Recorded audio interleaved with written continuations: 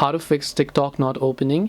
Hey everyone, welcome back to our channel. In this video we will simply learn how we can fix if the TikTok application is not opening, so make sure to watch the video till the very end.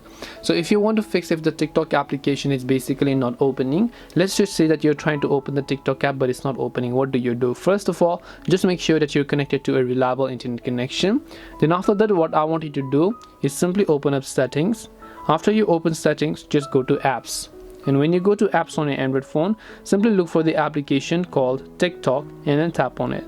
Now you can just go to storage, clear the cache files, and make sure to clear the data as well. After you've done that, just head over to your Play Store and check if the TikTok app has an update. And if it does, then definitely make sure to update it to the latest version. Hope this video is helpful. If you have any questions, then feel free to leave them down below. Thank you very much for watching till the end, and see you soon in our next video.